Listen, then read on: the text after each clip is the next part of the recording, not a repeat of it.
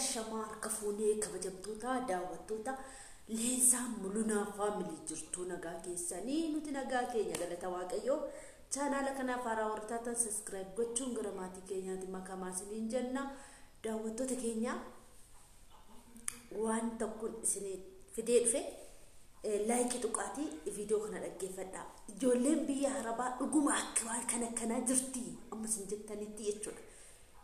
Arka rukuteeraaf dubartii kanaaf waan isin agarsiisu jiru na duukaa bu'aati ilaala viidiyoo kana walumaan ilaallu jechuudha. Viidiyoon kuni faan haa daawwannu abbaa manaa madaamii baay'ee shirakkisa jechuudha. Baay'ee shirakkisaa inni susukkuuma yeroo isheen mi'a dhixxu dhaqee duubaan akka waan baalagee wayii jedhaanii zimmi jettee dhaabbattee dhaggeeffatti zimmitee dhaabbattee ilaalti jechuudha. Achi maal akka shingoote ilaala waan tokko isiniin jechuu barbaada. Warreen sodaatanii waan hin taaneef abbaa manaa madaamii yookiin ministeerii jenna miti abbaa manaa madaamii wajjin waan hin taane keessa galtanii madaamii wajjin walitti buutanii hojii keessanirraa ariyatamtan yookiin immoo yaaddomee keessa jiraattan waaqa sodaadhaa qaaneffadhaati gaafa senu. Video yoomillee mana keessaa hin dhabamu kana shakkina shakki tokko hin qabaatina video yoomillee taana mana keessaa hin dhabamu jechuudha. Amma dubartiin amma akkas goote kuni intala Afrikaati. Intala Afrikaati gaafa inni akkas godhu callistee milaalti videoon goobazi cimtuudha mucaan kun jechuudha. Mee video kana walumaan ilaallu.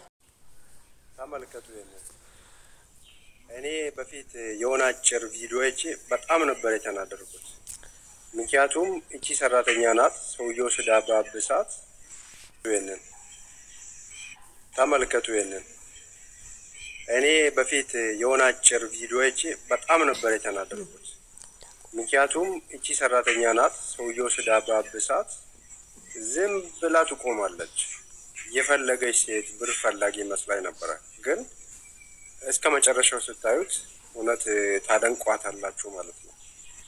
ስለዚህ እዚህ እነሱ ከመስዎቻቸው ጋር አይተኙም እንዴ መስኮ አላጡም 3 4 ሁሉ ያላቸው ነው እነዚህ ሽማግሌዎች ነገር ግን ደግሞ ከዚህች ምን ፈለጉ ህይወቷን ማበላሸት ብቻ ነው ገባችሁ እናንተ ከዳማዎች የቤት ሰራተኞች ተጠንቀቁ እውነቴን ነው የምላችሁ በየቤቱ ካሜራ ስላለ እንደዚህ ሳሻችሁ ድንገት እናንተ ባትከላከሉ ብትያዙ ትገደላላችሁ ማለት ነው። ሰውየው ላይ አይደለም እርምጃው እናንተ ላይ ነው እርምጃው የሚወሰደው እናንተ ነው ኩፉ የምትባሉት ማለት ነው። ተመልከተው ነው ያዘችው መጀመሪያ ቆርጠው ነበርና ቆርጠው ለቀው እኔ በጣም ነው ያንገና እየተናደድኩት ፊቷን ራሷ ላይ ነበር ምን ዜጋ ናት ምን ትፈልጋለህ እኔ ምስቱ ለወኔ መጣሁት ትሏለች እኔ ብር ፍለጋ ብዙነት ነው መጣሁት ትላለች እኔ ምን ያደርግልኛል ይሄ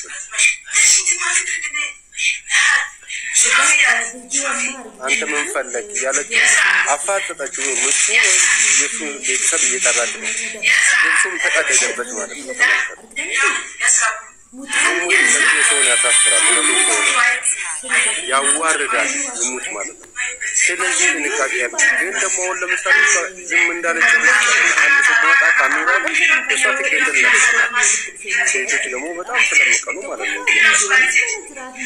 መንግስት ምፈርድ ደግሞ ሰራተኛ ላይ ነው የዜጋ ላይ ይፈርድ ግን አሁን ምን ተሰማለች ሌላ ሰራተኛ ከመጣ አይደለም እና መሰከናለን እንጂ አፍሪካዊ ናቸው በጣም ደስ ይላል እናንተ ቤሩት ትዋን ተከሲና ሙደተ እቹዳ ዋን ከነራ ገራገሩማ እንቀባለቱ ነሙደተ እቹዳ አነስ አኩ ሙጫ ከናረ በበድ ጋዋቂዮቲ ኩኖ ወርና ሰነነ በፈነብ ጅሩ ኢሳኑና ወርባዳ ወዳጅ እቹዳ ከተማ ከሰናናኒቱ አነሞ ተሶ ፉደ መታረት ገለበጠ በደ እቹዳ እና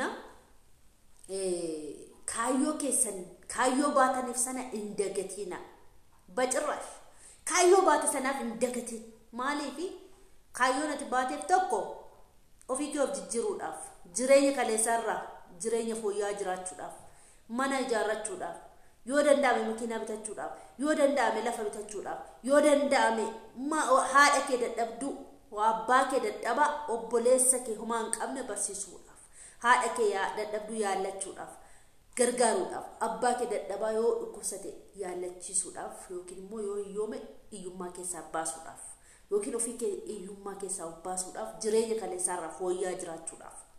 Si galee isa kaleessaarraa fooyya'aa jiraachuuf manaa baatanii jechuudha. Manaa baane hundi keenya. Yookiin dhala qabdu dhala sanaaf dhala kee barsiifachuuf mana ijaarrattee akka namaatti jiraachuuf. Isaan garuu haraboonni jechuudha, dhiironni jechuudha, tokko tokko likiskisiin ishiin akkasii, sareen ishiin akkasii akka waan biddeen dhabdee dhiira dhabdee achi dhadhee fakkeessite namatti taphachuu barbaadde jechuudha. Birrii ijaa qabanii birrii nama gowwoomsuu barbaadde jechuudha. Heeshin jedhiina, toleen jedhiina, of nyaatiina deebitanii. Yoo isin dhugumaan jiraattanii Waaqayyoollee isin gargaara. Yoo isin bakkuma argitanitti kuftanii isa kana Waaqayyo keessaa hin qabu. Kaayyoon ati deemteef kanaaf miti kaa. Dhiira hin dhabne biyya keessaa. Dhiirri hin dhabamne guute. Mee ilaalaa. Dubartiin kun dhugaa baay'ee tokko yookiin ijoollee ishii keessee dhufte, abbaa manaa ishii keessee dhufte, yookiin iyyuu immoo ilaalaa. Saree jaarsa saree akkasii waan isin baasu in awwaarradamte baguma waan ishee awwaarrade madaameen ishii kana dhugaa shillimmaata haddaa wayii kennuufi qabdi, kennaa addaa kennuufi qabdi dubartii kanaaf. Dhugaa Waaqayyo akka shinnatti tolte, akka shinna ajaa'ibdi qabdee tuute kaazalattee sabbaashiiti qabdee tuute koottu jetteen. Mee ilaalaa viidiyoo kana akkatti shiin asitti tuute namitti akkana namitti akkana gootee uutee gadhiisuu didde waan qabatu wallaale takka surree isaa qabata takka kiisii isaa qabata waan qabatu wallaale walii wallaalchifte jechuudha. Jagnaa ishee akkasii dhugaa otoo biyya Itoophiyaa taate shallimmaata guddaa qabdi. Shallamamuu qabdi ishiin akkasii, jajjabeeffamuu qabdi. Jajjabeedha.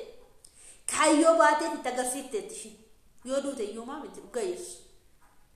Akkatti ofii kootii falmadhee akkasittiin gadhee hin hojjedhu jedhee yoon du'e maa miti, yoon ajjeesisu maa miti. Gaafa gadhee hojjette garuu sammuun keessi cephaafa beektaa, sammuun keessi waqqasaafa, sammuun keessi iyyaafa yeroo hundumayyuu. Sitti iyya sammuun kee wayni maattuun kana godhe otoo hin didee jiraadhe si jechisiisa jechuudha. Sammuun keessatti wacaafa.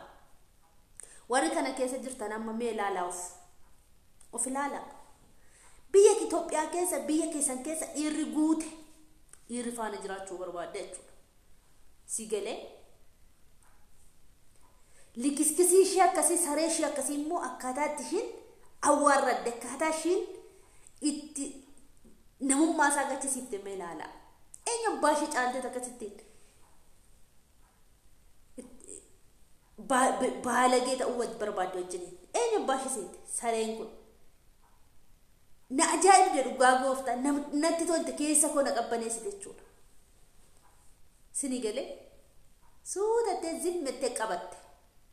Gaafa inni duuba goree waan ta'e gochuu barbaadu jechuudha. Namgootee qabatte kaa. Hudduu haadha kee jetteeni. Hudduu haadha kee jetteeni.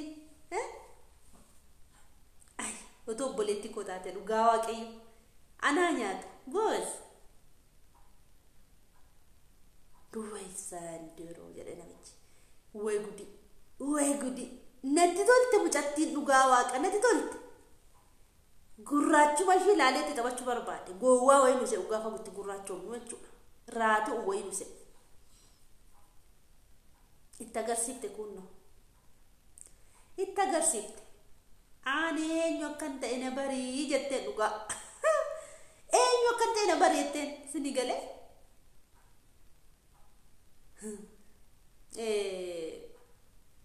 Video sana mee ilaalaati. Isinumti ilaalaati ofii keessanii maal keessan jira jedhaatiif ilaala. Mee viidiyicha mee irra deddeebinee ilaalla.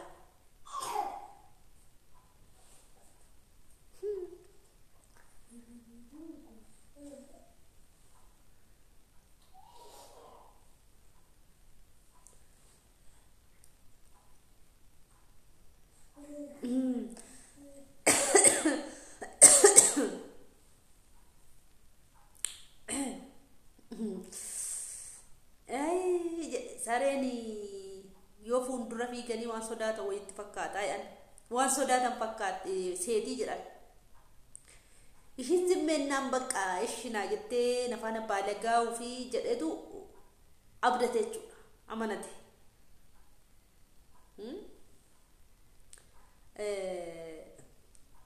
kan akkanaa soma jirti abashoonni keenya yookiin Itoophiyaa ijoolleen keenya akkasittiin goobasii ta'a dubartoonni illee waan tokko sinirratti argite jechuudha tokko tokko ishii jechuudha dhugaa waaqayyoo ani nama meeqan arge jechuudha sabanyaa yoo arganii jechuudha faanuma wajji bobo'a dubartoonni mti keenya jechuudha jedhu otoo meenni gaafatiin ofii gaafatu dhugaan nan beeka nama lama dubartoota laman beeka jechuudha kan otoo abbaa manaa biyyaa qabdu dhattee garaatti baattee ofirraa baasifte nan beeka dhugaa waaqayyooti nan beeka kaanshi immoo jechuudha